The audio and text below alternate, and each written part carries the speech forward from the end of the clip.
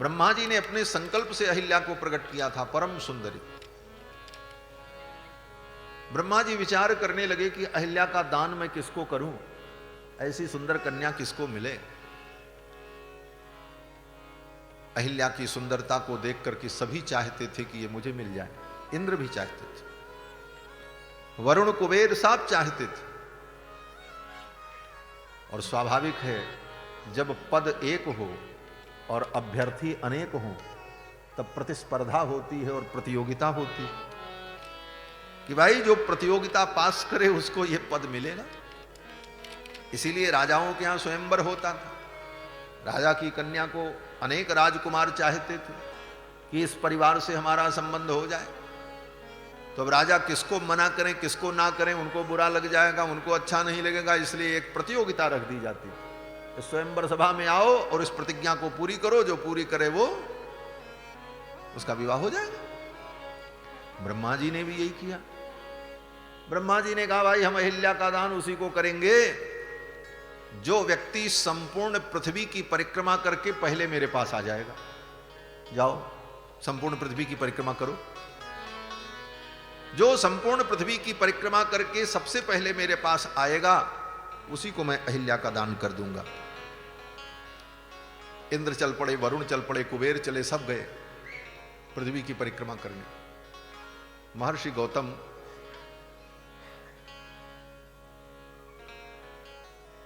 परिक्रमा करना चाहते थे वो भी, लेकिन महर्षि गौतम ने सोचा कि अब इतनी बड़ी पृथ्वी की परिक्रमा करने में तो बड़ा विलंब होगा। तब तक महर्षि गौतम के आश्रम में जो गौ थी, गोमाता थी, वो गोमाता बच्चे को जन्म दे रही थी। जब गाय बच्चे को जन्म देती है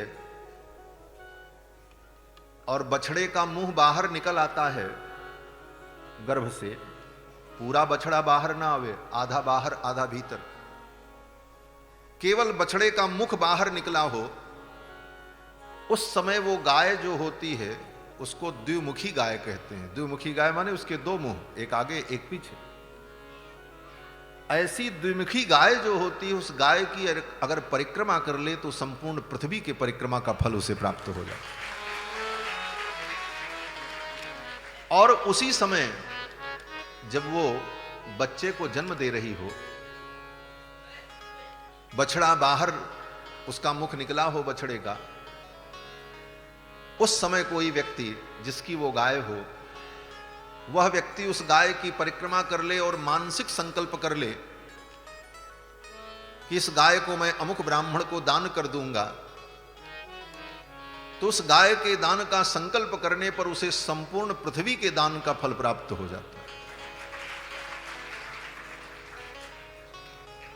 श्री गौतम जी महाराज बड़े विद्वान महापुरुष थे, परमर्षि थे। गौ बच्चे को जन्म दे रही थी तो जाकर के परिक्रमा कर लिया महाराज, और परिक्रमा करके आए और ब्रह्मा जी से कहा हमने संपूर्ण पृथ्वी की परिक्रमा कर ली। ब्रह्मा जी ने कहा कैसे? बोले दुमुखी गोह परिक्रमा, दो मुखों वाली गौ की परिक्रमा करके मैं आ गया हूं। और दो मुखी गाय तो पृथ्वी के समान होती। ब्रह्मा जी गौतम जी के इस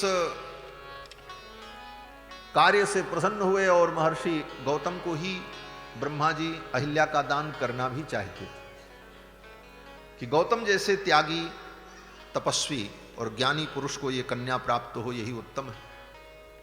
और गौतम जी जब आ गए परिक्रमा करके तो दत्तापुरा गौतमाय, गौतम जी को कन्यादान कर दिया, अहिल्या को लेकर के आए। इस प्रकार अहिल्या का महर्षि गौतम से विवाह हुआ था। लेकिन इंद्र अहिल्या के सौंदर्य पर मुग्ध थे। एक दिन महर्षि गौतम स्नान करने के लिए गए हुए थे। देवराज इंद्र आए और देवराज इंद्र ने आकर के अहिल्या से कहा कि हे देवी, मैं आपके प्रणय को चाहता हूं, आपसे मैं प्रणय निवेदन करता हूं। ऋतुकालम प्रतीक्षन्ते नार्थिनस्सु समाहिते, इसलिए हे देवी, मैं देवताओं का राजा इंद्र हूं और आपके पास प्रणय याचना करने आया हूं। इंद्र के इन शब्दों को सुनकर अहिल्या प्रभावित हो गई। उचित तो यह था कि अहिल्या इंद्र को डांट करके भगा देती। अरे, देवराज होकर, देवताओं के राजा होकर के ऐसी पापमयी चर्चा करते हो, मेरी आंखों के सामने से चले जाओ, अन्यथा मैं तुम्हें शाप दे दूंगी। लेकिन अहिल्या ने ऐसा नहीं किया। इंद्र के इन वचनों को सुनकर के अहिल्या प्रसन्न हो गई। क्यों प्रसन्न हो गई? महर्षि वाल्मीकि कहते हैं अहिल्या को लगा कि मैं इतनी सुंदर हूं कि देवताओं के राजा भी मुझे चाहते हैं। यह दुर्बुद्धि आ गई। महर्षि वाल्मीकि कहते हैं मतिम चकार दुर्मेधा देवराज कुतूहलात्। मतिम चकार दुर्मेधा, अहिल्या के लिए दुर्मेधा शब्द का प्रयोग किया वाल्मीकि। दुर्बुद्धि नहीं, उस समय दुर्बुद्धि आ गई। कारण क्या था? बोले देवराज कुतूहलात्, देवराज मुझे चाहते हैं, ये कुतूहल हो गया। और इसको अपना सौभाग्य समझने लगी अहिल्या, और अहिल्या ने उनके निवेदन को स्वीकार कर लिया। और अहिल्या ने कहा, हे इंद्र, आपको पाकर के मैं कृतार्थ हो गई। कृतार्थास्मि सुरश्रेष्ठ, हे सुरश्रेष्ठ, आपको पाकर के मैं कृतार्थ हो गई। कृतार्थे नान्तरात्मना, कृतार्थास्मि सुरश्रेष्ठ, गच्छ शीघ्रमितः प्रभो, आप जल्दी से यहां से चले जाओ, क्योंकि अब मेरे स्वामी महर्षि गौतम के आने का समय हो गया।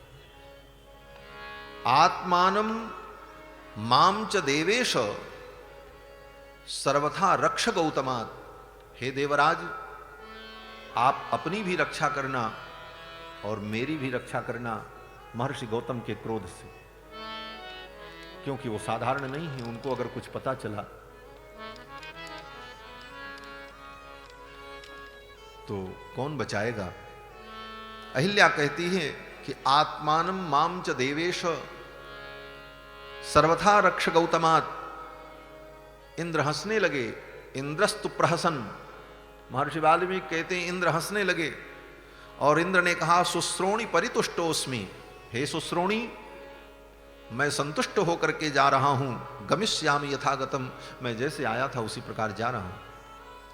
और इतना कह करके देवराज इंद्र ज्यों ही उटज से, कुटी से बाहर निकलने लगे, तब तक उधर से महर्षि गौतम आ गए। देवराज इंद्र ने महर्षि गौतम का ही वेश धारण किया था। गौतम का वेश इसलिए नहीं इंद्र ने धारण किया था कि अहिल्या को धोखा देना है। अहिल्या तो जानती है कि ये इंद्र है। दुनिया को धोखा देने के लिए इंद्र ने गौतम महर्षि का वेश धारण किया कि अहिल्या के आश्रम में मैं प्रवेश करूं, उनकी कुटी में प्रवेश करूं, तो अगर कोई दूसरा देख भी ले तो वो यही समझे कि महर्षि गौतम आए होंगे। लेकिन अहिल्या तो जान रही है कि ये इंद्र है। और जब निकलने लगे तो महर्षि गौतम के ही वेश में इंद्र निकल रहे थे। तब तक महर्षि गौतम आ गए। अथ दृष्ट्वा सहस्राक्षम मुनिवेशधरम मुनि, सहस्राक्ष इंद्र को मुनि का वेश धारण किए हुए मुनि गौतम ने देखा। दुर्वृत्तम वृत्त संपन्नो, महर्षि वाल्मीकि कहते हैं ये इंद्र कौन है? बोले दुर्वृत्तम, जो दुर्वृत्त है, दुराचारी है। देवताओं के राजा हैं इंद्र, लेकिन अगर वो दुराचार करते हैं तो शास्त्र उनकी भी निंदा करता है। वाल्मीकि जी कहते हैं दुर्वृत्तम, ऐसे दुर्वृत्त इंद्र को किसने देखा? बोले वृत्त संपन्नम, जो चरित्र संपन्न है ऐसे महर्षि गौतम ने देखा। मुनिवेशधरम दुर्वृत्तम वृत्त संपन्नम रोषाद वचनम अब्रवीत, रोष में आकर के महर्षि गौतम ने कहा, मम रूप समास्थाय, मेरा रूप धारण करके, कृतवानसि दुर्मते, अय दुर्मति, अय दुर्बुद्धि, तूने जो पाप किया है, अकर्तव्यमिदम, ये कर्तव्य नहीं था, ये तुम्हें नहीं करना चाहिए। अकर्तव्यमिदम यस्मात् विफलस्त्वं भविष्यति, इस अकर्तव्य के कारण, इस असत कर्म के कारण जाओ तुम विफल हो जाओ, तुम्हारा कोष नष्ट हो जाए। उसी समय देवराज इंद्र का वृषण उनके अंग से टूटकर विगलित हो गया। ऐसा भयंकर शाप दिया देवराज इंद्र। तब तक अहिल्या थर थर कांप रही थी महर्षि गौतम को देखकर। अब क्या हो? महर्षि गौतम ने अहिल्या की ओर देखा और कहा कि तूने इतना बड़ा पाप किया, जा मैं तुझे शाप देता हूं। इह वर्ष सहस्राणि बहूनि निवसिष्यसि, यहीं पर इसी आश्रम में हजारों वर्ष तक तू रहेगी और अपने पापों का प्रायश्चित्त करेगी। किस प्रकार से? महर्षि गौतम कहते हैं कि बात भक्षा निराहारा तप्यंती भस्मशायिनी। बात भक्षा, वायु पी करके तू रहेगी। निराहारा,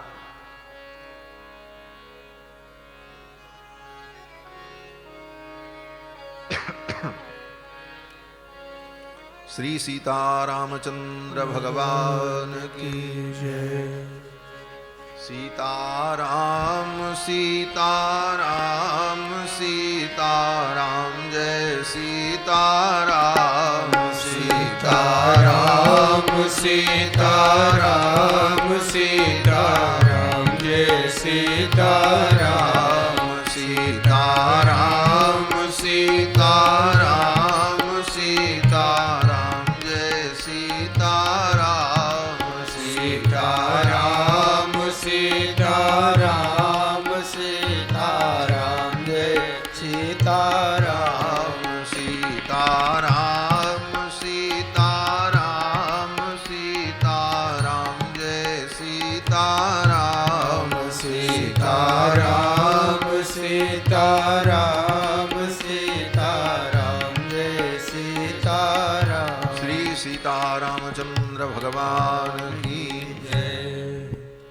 महर्षि गौतम ने अहिल्या को शाप दे दिया। बोले जा, हजारों वर्ष तक इसी आश्रम में रह करके तू अपने पापों का प्रायश्चित्त करे।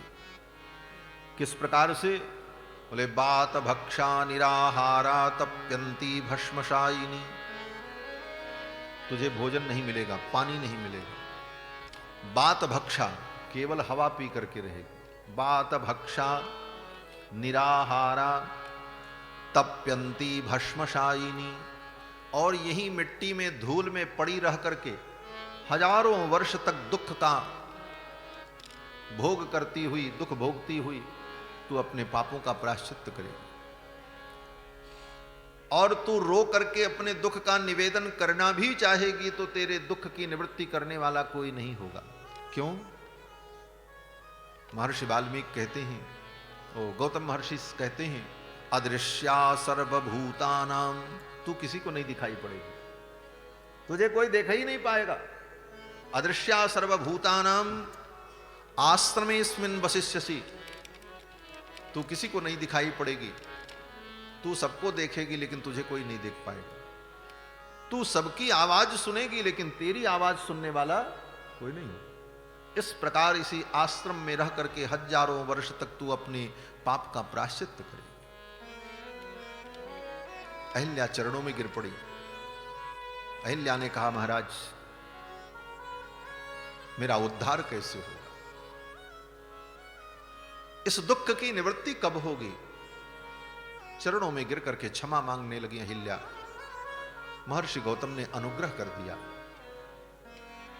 महर्षियों का हृदय, महात्माओं का हृदय अत्यंत कोमल होता है। अगर अपराध करने पर जीव अपने अपराध को स्वीकार कर ले तो महात्मा कृपालु होते हैं, क्षमा भी कर देते हैं।